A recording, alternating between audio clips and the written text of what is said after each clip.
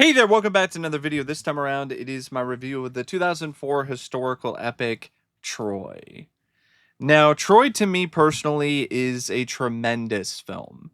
This is one of my favorites of this particular genre of historical epic movies. It's a film that I actually got the chance to see in the theater when it came out, and I was blown away by it then, and I'm still blown away by it now. I think this film is amazing. I think it's genuinely one of those films that is for the ages. Now, before I get around to sharing more of my thoughts on the film, I would like to give a special shout out to Phil for requesting this review. And if there is another film, TV show, or topic that you would like to see me discuss in the future, feel free to donate to either my PayPal or to my Patreon.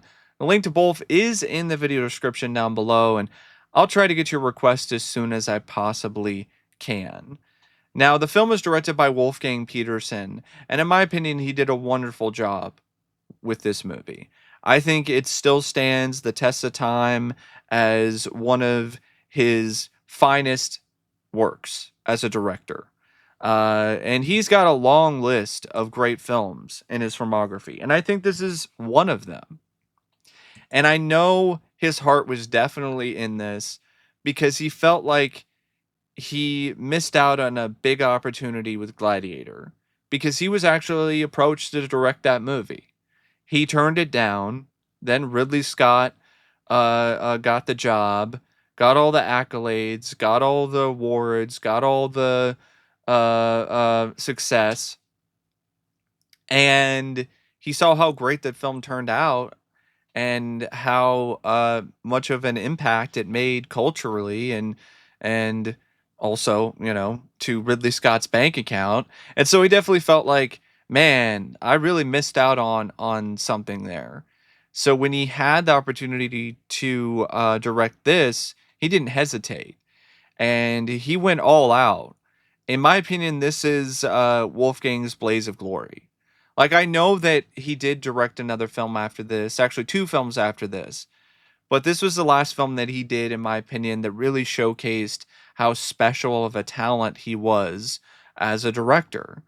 And the fact that there were other people that were considered, and he wound up getting the job over them, I think is honestly a little bit of fate being involved here because one of the directors that was considered was Christopher Nolan. And what's really interesting about that is that Christopher Nolan is doing his adaptation of the Odyssey that's going to be coming out in 2026, I believe. So it's really an interesting a bit of trivia, in my opinion, that Christopher Nolan almost directed this movie, but now he's doing this other film that's also based on uh, Homer, based on his works. So it really does seem like there's a little bit of fate going on there, with Wolfgang being the one that ultimately got the job over someone like Christopher Nolan. And there's just so much about this film visually that is it is simply astonishing.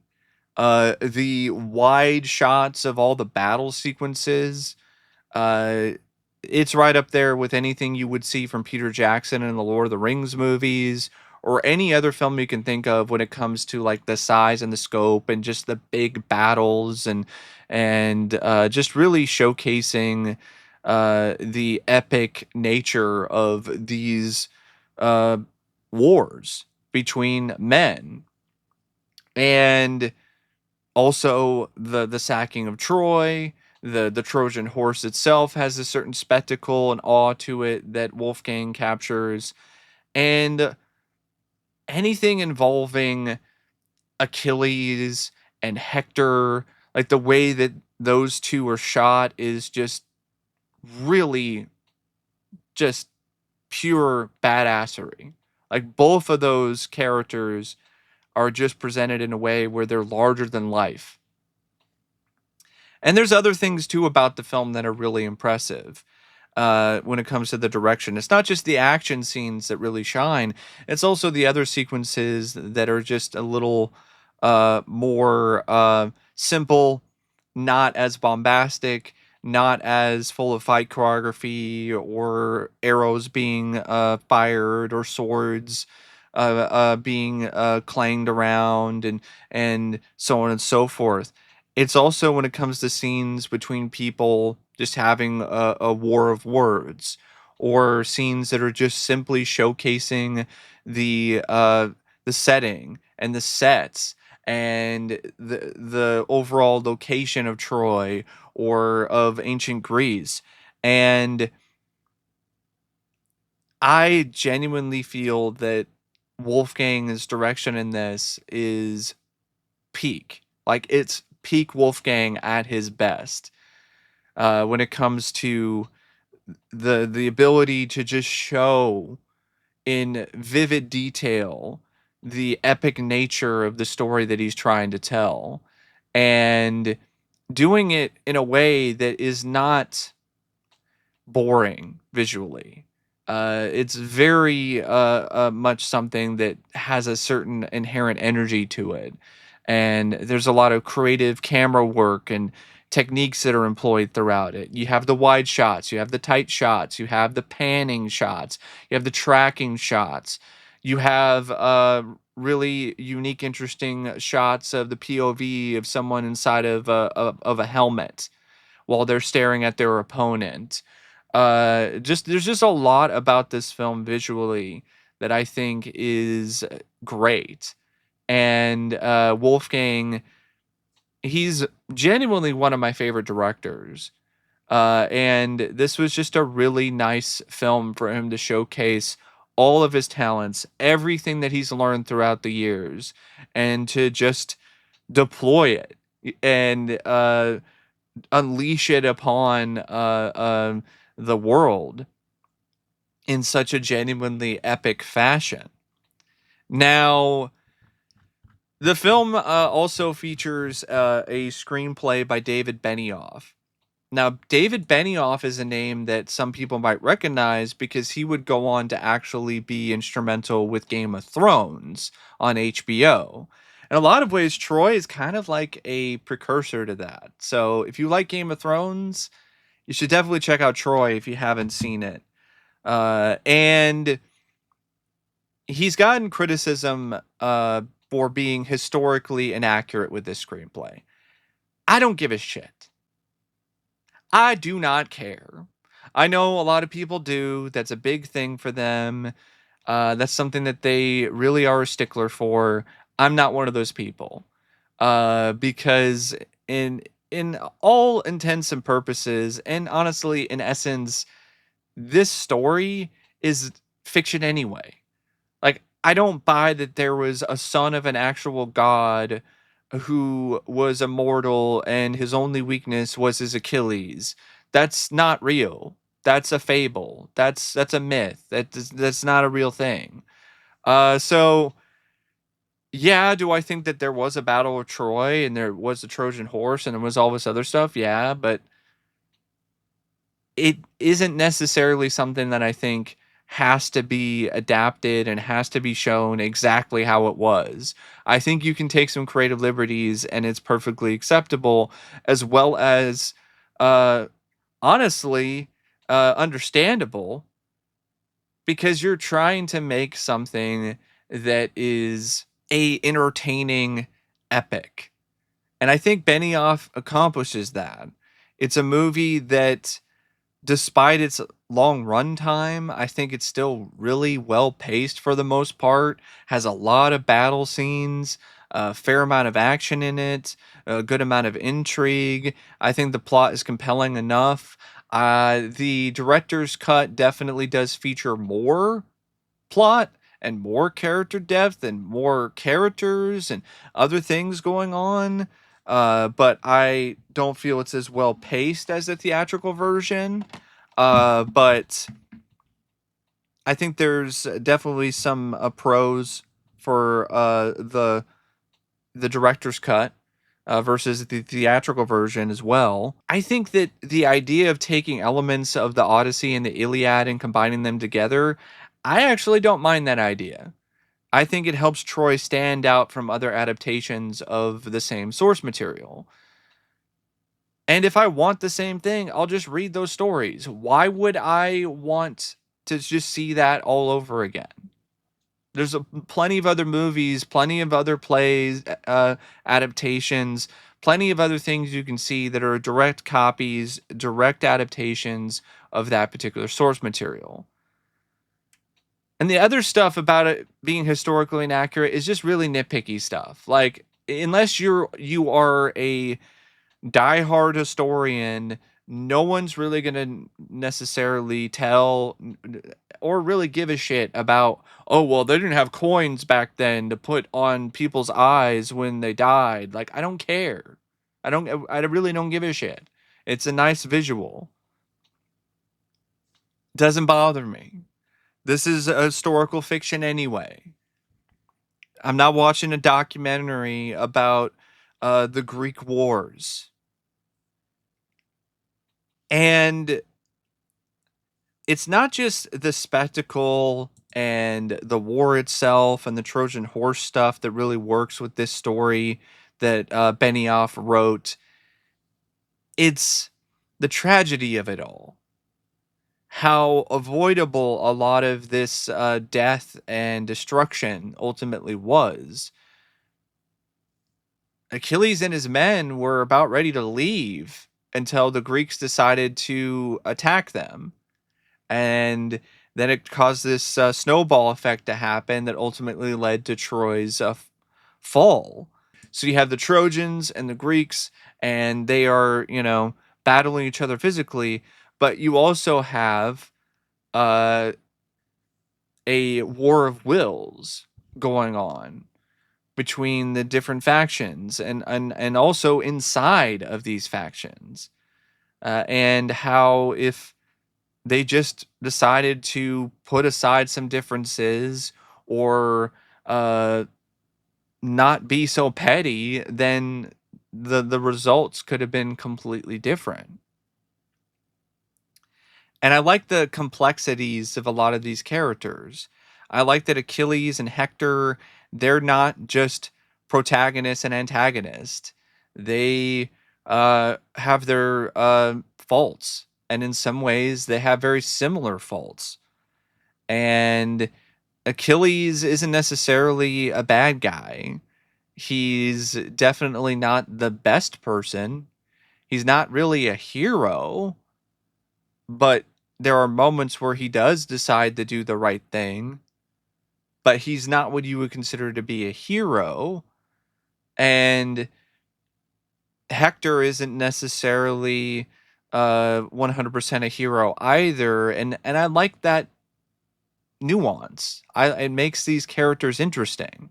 A lot more interesting than Agamemnon, who is just straight up a almost a cartoonish evil bad guy. But like that's something that you definitely need for a story like this. And in all honesty, people who are narcissists and selfish and corrupt and have access to all of his power and influence, that's not far off. That's not unrealistic that people like Agamemnon actually exist even today.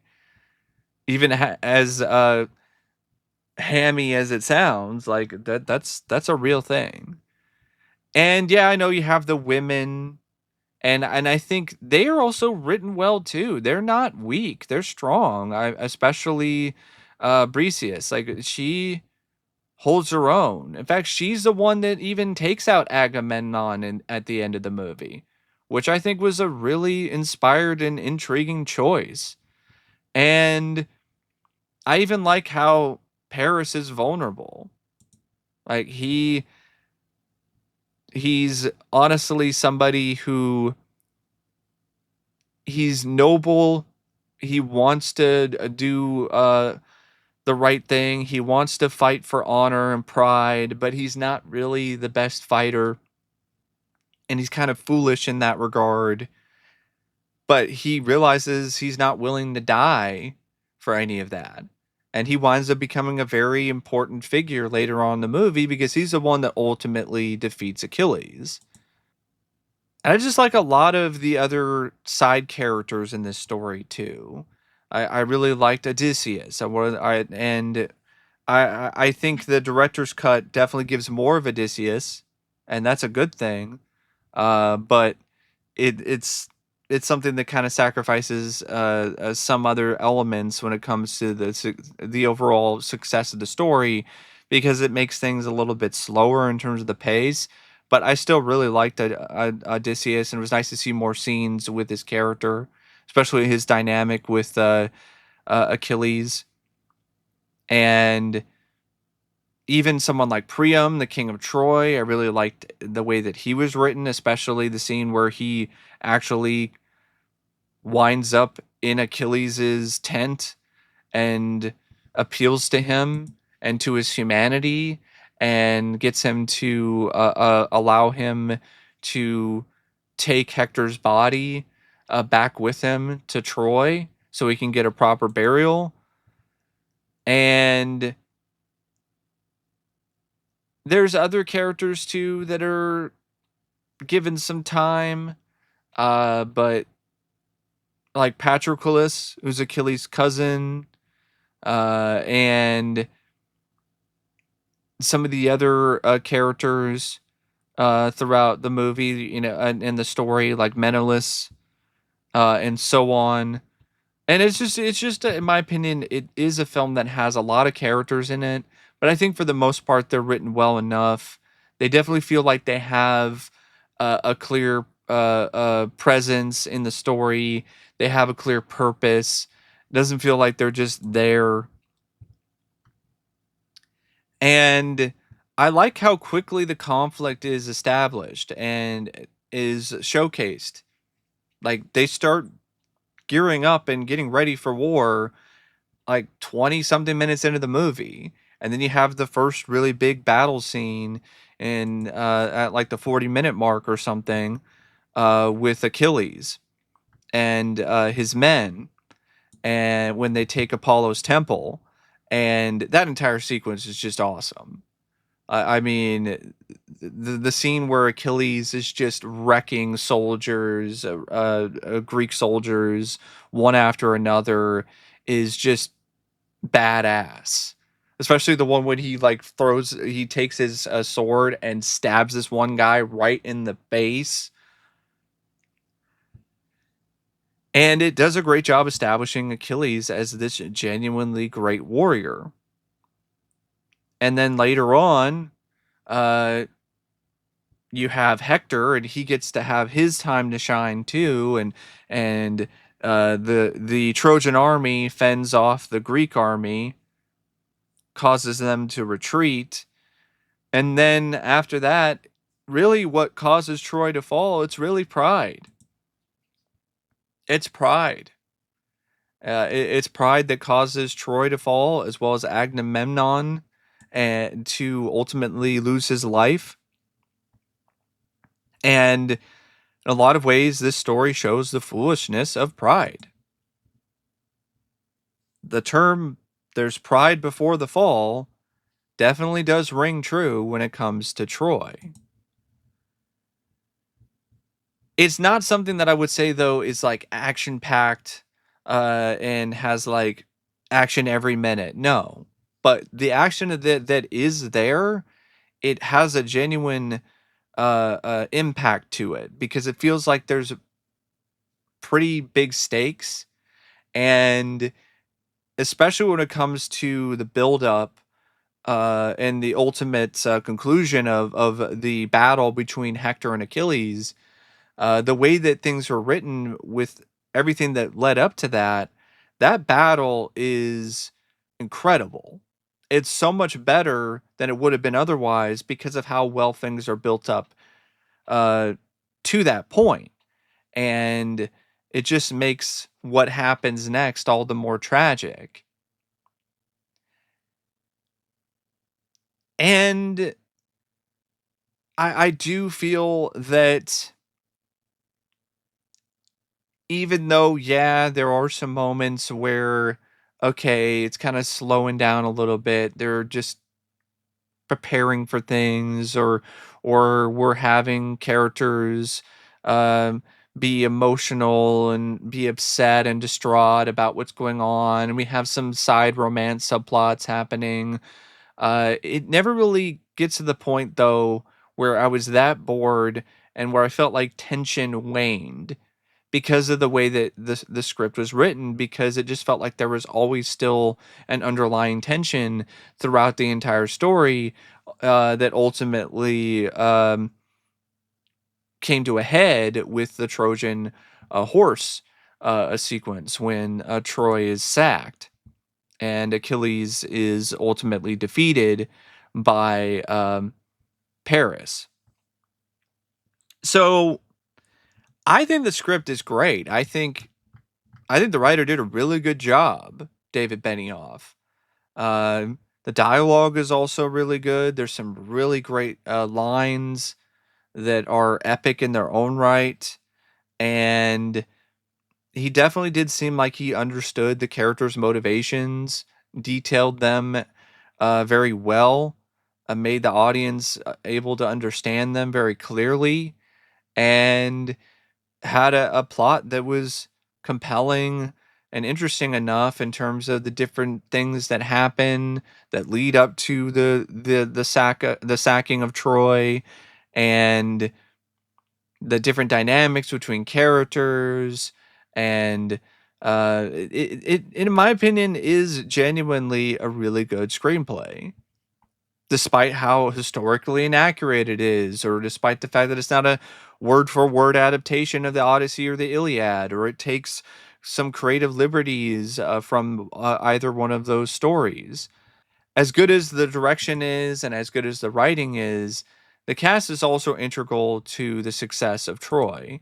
And this cast is uh, amazing. This isn't a astounding cast. It really is. I mean, you got Brad Pitt as Achilles, who I know he didn't really like the movie or didn't really want to be there, but his aloof, uh, I'm above all of this attitude was perfect for Achilles. Like, it just turned out to be perfect casting, even though Brad Pitt may not have had his entire heart in this movie. He definitely gave it all when it comes to the physical stunts. I mean, he tore his left Achilles while doing stunts and shooting this film, which is pretty eerie if you think about it. He's playing Achilles and he tears his Achilles. um, what are the odds? But he got into phenomenal shape for this, and he had a certain presence about him that was mesmerizing and intimidating. And I still think it's one of his best performances, even though he really wasn't apparently that enamored with doing the movie. The cocky bravado that he gives Achilles is perfect. And there's also some moments where Achilles actually shows some vulnerability that Brad Pitt pulled off very well. Like when he actually breaks down and cries on the beach after he is confronted by Priam, and he realizes the enormity, and he realizes what he's done, and it actually pierces through his armor. And he even says his condolences and says his goodbyes directly to Hector's corpse, and even says something along the lines of "I'll see you again, brother." So like he has respect for Hector now instead of hatred in his heart for killing his cousin Patroclus. And there's just a lot of things about Brad Pitt's performance that I think are just really good. And honestly, this film would not be as good as it is without Brad Pitt as Achilles. He is just, in my opinion, perfect casting for this particular role. And Eric Bana was excellent too as Hector, one of his best performances. Honestly, out of the performances I've seen from him, this is near the top for me. I thought he was every bit as badass as Brad Pitt was when it comes to the combat scenes. He held his own when it comes to the physicality of the role. And it definitely did come across that he was a very humble and honorable man, questionable morals at points, but he's doing a lot of what he's doing to try to protect the people that he loves and Troy. And you definitely did get a sense that Hector was, in essence, despite him being a guy who's probably responsible for countless deaths, he definitely came across as a genuine soul. And I think that's a big part of why that character leaves such an impression. Orlando Bloom was also pretty good as Paris. He didn't have as much to do as Hector or Brad Pitt, as Eric Bana and Brad Pitt. But it was still not a bad performance. I know he doesn't like the role either because he feels like that Paris is a coward, and it's like, yeah, but sometimes there's something to be said about living to fight another day instead of dying fighting a foolish battle that you were never going to win. There's actually a certain sense of intelligence behind that to actually not lean into these tired and true archaic ideals of honor uh, and go away from that, because I mean that's what ultimately allows the Greeks to destroy Troy, to win the Trojan War to begin with, is because they throw away honor anyway. They hide themselves in an offering to the gods. It's supposed to be something that's being given to the city of Troy as like a peace offering, and they hide in it and break out and just destroy the city and attack everybody and take over in the dead of night. Like that's not honorable either. So I don't think Paris necessarily did the wrong thing when it comes to him deciding not to continue to fight Menelaus and deciding to fight another day. And he still has his place in history because he's the one that ultimately uh, defeated Achilles. He did something that no one else had ever been able to do before. You also have Brian Cox as Agamemnon. Yeah, you kind of choose the scenery at points, but man, he definitely plays a villain that you love to hate. Like when he got stabbed in the throat, that was a crowd pleasing moment for sure. Because this guy was a total scumbag, like a total megalomaniac of the highest order. Brendan Gleeson, I also thought did some good work as Menelaus. Sean Bean, this is also one of his best performances, if you ask me, as Odysseus. And he actually lives. Like Sean Bean doesn't die. It's one of those rare movies where he doesn't die. Peter O'Toole, in one of his last film roles as Priam, delivered one of his best performances of his career. And Garrett Hedlund, in one of his earlier roles as Patroclus, he was fine. Um, and I definitely want to give some props to Diane Kruger, who played Helen. She was a relative unknown at the time, and it was it's kind of a difficult role because Helen is this larger than life figure, and it was almost to the point where Wolfgang didn't even want to have Helen in the movie, but then he decided to. He ultimately decided that wasn't necessarily the best idea and went with Diane Kruger and still had Helen in the story. And I think that was definitely something that really made the film um, even better with Helen being a part of the story because it just makes the whole conflict and the reason behind the war and everything all the more pointless and frustrating, and that's really what a lot of the themes are with Troy. It's just how frustrating and fruitless war can be, and how wars can start for like the most frivolous and stupid reasons. You took my woman. I'm going to now get into a war with you. Like it's she doesn't want to be with you anymore, man. Like just take a hint. But that's just not how things worked back then.